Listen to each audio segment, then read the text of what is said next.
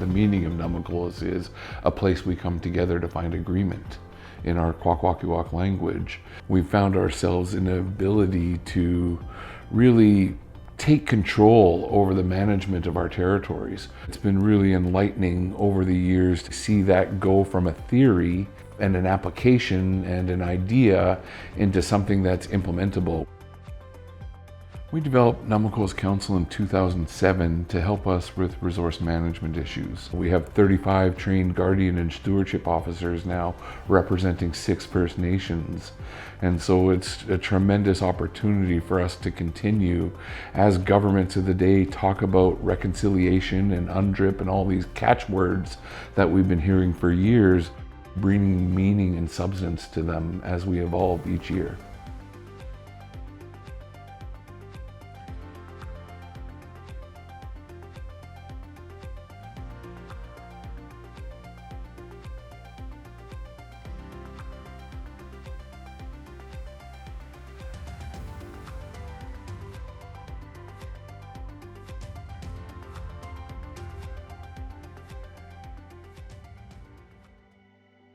The member nations of Namakolas Council benefit from the services Namakolas Council provides in a number of different ways. They have a lot of staff that have experiences in a number of different areas, whether it's land, sea, through referrals.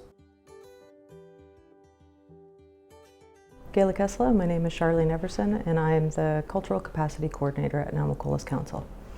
My role was created because there was a need, and communities or guardians were asking for ways to incorporate culture, values, all of those things into the work that they do. I'm Art Wilson, I'm the Nunmakolas Referrals Office Manager. Nunmakolas Referrals Office helps facilitate and manage and respond to referrals such as logging, hydroelectrical, tourism, and just any other tenures that are being proposed by the provincial government or other industries within our territories. Our office will process around anywhere from 1,000 to 1,300 referrals a year, and we're able to use our expertise to help with that, and we're able to get the most up-to-date reporting on that and provide the best research that the nations can make a truly informed decision on the tenures being proposed in their area. My name's James Hogan. I'm the LCC Stewardship Coordinator, which is the Large Cultural Cedar program. I also help in the referrals office as the referrals officer, forestry-based files. My name is Jordan Benner. I'm the Regional Forest and Research Advisor with the Nunmakolas Council. I've been working in the forest industry for about 20 years now, and I've seen massive changes over just the past 3 or 4 years. Both the forestry industry and the licensees, but also the provincial government are really understanding now that the nations need to be decision makers along with provincial government through government-to-government processes. My name is Alexandra Thomas, and I'm the Forestry Stewardship Project Coordinator at the Namakolas Council. The work that I do revolves around the long-term forestry planning that Namakolas is doing on behalf of the member nations. I facilitate a lot of conversations between forestry licensees and Namakolas on what our future plans are and how we'll be doing management within the member nation territories in the future. My name is Barbara Dinning, and I am a Marine Planning Coordinator with Namakolas Council. The role of Marine Planning Coordinator involves marine shipping and transportation and protection, working with member First Nations and guardians and leadership.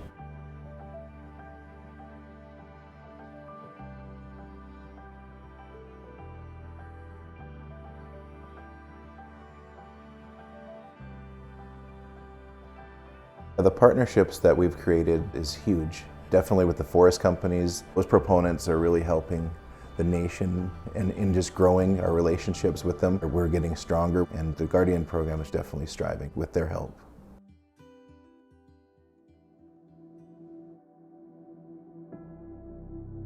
It's an organization that supports the First Nations missions and visions of reclaiming our rightful position as the stewards and caretakers of our lands and resources.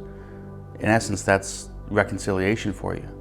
And that can't happen without strong relationships with all levels of government with respect to Namakolas, namely provincial and federal, strong connections with cultural leaders, hereditary leadership in the communities. The benefit to our nations is we have now capacity of our men and women in the field actively participating in resource management, which hasn't taken place since the drastic impacts of colonization. So it's transformational. It benefits all of us as human beings on the planet, really.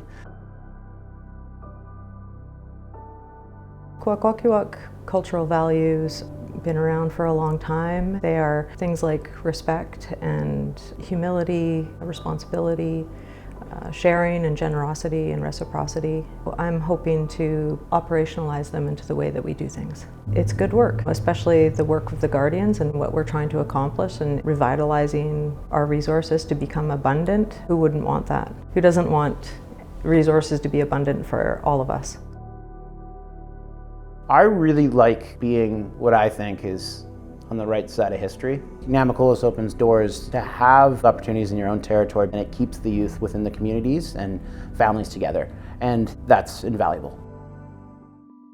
There's a tremendous opportunity to start providing a pathway to have that collaborative approach between federal, provincial, municipal governments, industry, and all the nations as a whole to be part of our journey in order to not only protect our nation's territories, but also start providing a pathway for reconciliation. Imagining the future where we have a lot more resources to support the work that we've started now is really exciting. This journey that we're on, as far as restoring ourselves as the rightful decision makers and caretakers of our territories, is a lifelong journey. Can you imagine being part of that journey? Imagine if you were all part of this journey, helping us move forward. It's really a nice time to imagine what the future brings. We know what we've done is changing the world, but we know that if we keep working at it, we can do it better. When we talk about climate change and the biodiversity crisis, it's only through sustainable stewardship we've really built a path to certainty here that takes all these issues into consideration. And now it's up to us to keep seeing it through. It's up to us to keep making us all accountable to what that better tomorrow looks like. What governments will get out of the investment into our partnership is actual working models of how it can work, of how you can involve First Nations and recognize UNDRIP commitments in a way that is put into practice in reality, whether it's forestry, fisheries, aquaculture, you name it. There's something in it for all of us, really. Imagine joining us in that investment. Imagine being there to keep making tomorrow better, to take what we've done, to take that and build it into something that goes forward. Just imagine continuing to be part of that journey.